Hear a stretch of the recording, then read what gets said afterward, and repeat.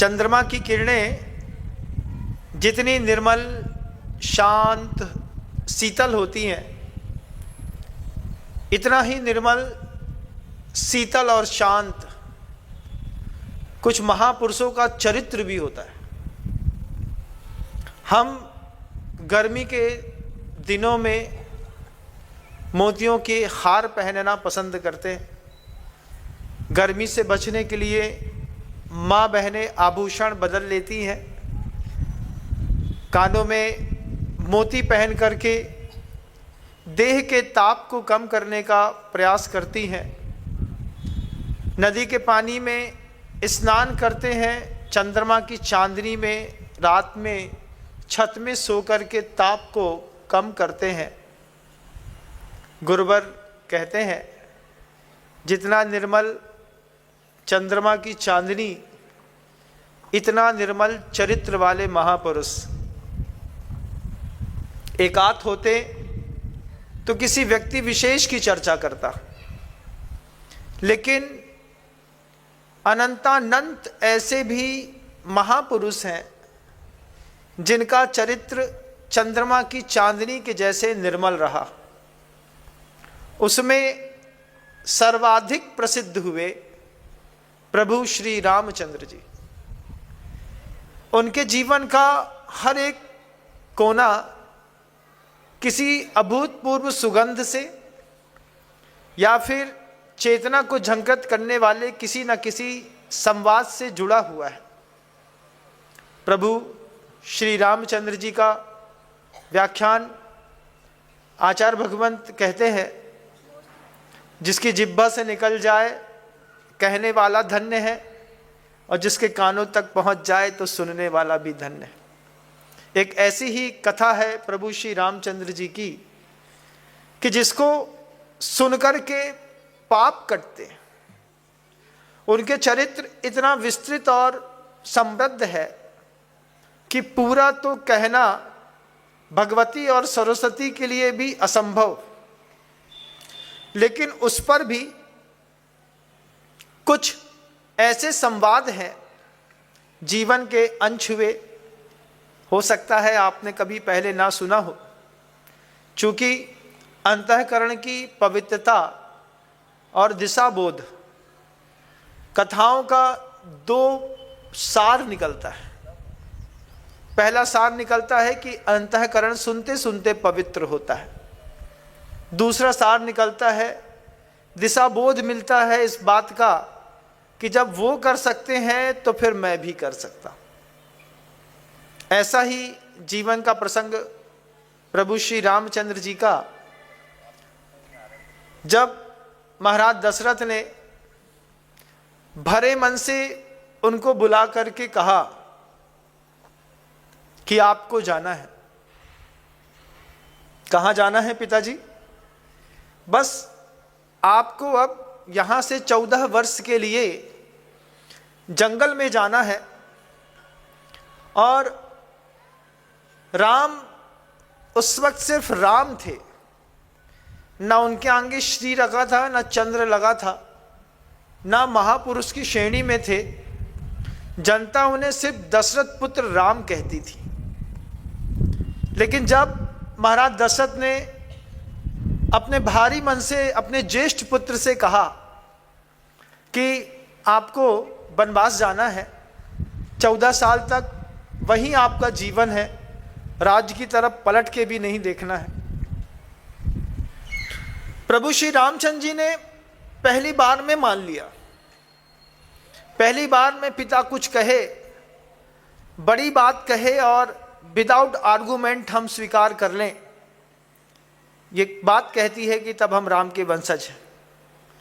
कि कुछ लोगों की बात में आर्गुमेंट नहीं करेंगे, पिता, माँ और गुरु की बात पे उन्होंने कह दिया तो उन्होंने सोच लिया होगा। तो फिर विदाउट आर्गुमेंट रामचंद्र जी ने इस बात को स्वीकार किया, मुस्कुरा करके बोले, जैसी आपकी आज्ञा। और इतने विनीत भावों के साथ वे सहजता में पूरी की पूरी अयोध्या छोड़ करके बाहर निकले। इतिहासकार वाल्मीकि ऋषि कहते हैं, अगर राम ने विनय ना करी होती तो राम दुनिया में कुछ भी होते, लेकिन श्री राम नहीं बन पाते। श्री राम के जीवन चरित्र की सबसे बड़ी ताकत रही विनय करना। पिता से बोल सकते थे, कोई अधिकार नहीं है, आपके दिए वचन को आप पूरा करिए, हम क्यों माने, हम तलवार उठा लेते हैं, क्षत्रिय पुत्र हैं, हम लड़ लेते हैं। लेकिन ऐसा कुछ भी नहीं हुआ। और रामचंद्र जी ने जो अपनी विनय का प्रदर्शन किया, उस विनय के प्रदर्शन के प्रभाव से राम के आगे श्री शब्द जुड़ गया, श्री राम हो गए। श्री राम की ऐसी खूबी निकली कि राम अपने पिता से आर्गुमेंट नहीं करेंगे। हम एक बार अपने जीवन से कोरिलेट करके देखते हैं। पिता छोटी सी भी बात कहता है तो हम एक बार तो पूछ ही लेते हैं, जिसमें कोई घाटा हो या ना हो, लेकिन हम अपने पिता से आर्गुमेंट तो करते हैं। पिता ने कहा तुम्हें मम्मी को लेने के लिए वहाँ जाना है, तो हम बोल देते हैं ना, काय को जाना है, आपके सिर्फ 2 दिन लगने हैं आने और जाने में। राम ने 14 साल दिया। आप अपनी व्यस्ततम जिंदगी से पिता के संवाद को पूरा करने के लिए 2 दिन बजनी पड़ता है, उस पर भी हम संवाद करके कह देते हैं किसी और को भेज दो। रामचंद्र जी बिल्कुल सहजता में जो विनय दिखाई, वो विनय से दशरथ के मन के अंदर एक छाप छूटी। जंगल में जैसे जाने को तैयार हुए, लक्ष्मण पीछे से खड़े हो गए। दशरथ ने लक्ष्मण से कहा, आपको वनवास नहीं दिया है, छोटे भाई होने का प्रमाण दिया लक्ष्मण ने। जहां श्री रामचंद्र जी रहेंगे मैं उनके साथ जी लूंगा, महल के बिना भी मैं वहां पर रह सकता हूं।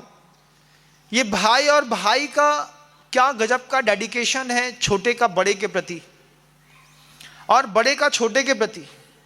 राम ने मना किया, लक्ष्मण वनवास मुझे मिला है। छोटा भाई कहता है, बड़ा भाई जहां जाएंगे हम उन्हीं के साथ जाएंगे। और बिना किसी संवाद के लक्ष्मण जी साथ में हो लिए। रामचंद्र जी ने सीता से कहा, पिताजी की आज्ञा हुई है, वनवास में रह करके धर्म ध्यान करना है। सीता को 5 मिनट नहीं लगा, सीता भी तैयार होकर के बाहर आई। रामचंद्र जी ने सीता से कहा कि तुम तो महाराज जनक की पुत्री हो, तुम 14 साल के लिए अपने पिता के पास चली जाओ। सीता रामचंद्र जी से कहती है, आप जहां भी जाएंगे पहले मैं कदम रखूंगी, बाद में आप कदम रखेंगे। रामचंद्र जी कहते हैं, क्या संवाद है ना, दिल को छूते हैं वो बात, क्योंकि परिवार तो अपना भी है, भक्त तो अपन भी रामचंद्र जी के हैं, लेकिन घर में महाभारत लिखते हैं और रामायण आराम से देखते हैं। ये 2 संवाद की जो कंट्रोवर्सी है, अच्छी महाभारत कथा हर घर में होती है। कौरव पांडव का दृश्य आपने उपस्थित किया है, लेकिन एक बार अंतर की गूंज में अपने अंतर मन से राम को याद करके देखिए। जय दोस्तों, अगर आपको मेरी वीडियो अच्छी लगती है तो प्लीज़ मेरे चैनल को लाइक, शेयर, सब्सक्राइब करिए और इसी तरह से अपना प्यार देते रहिए। धन्यवाद।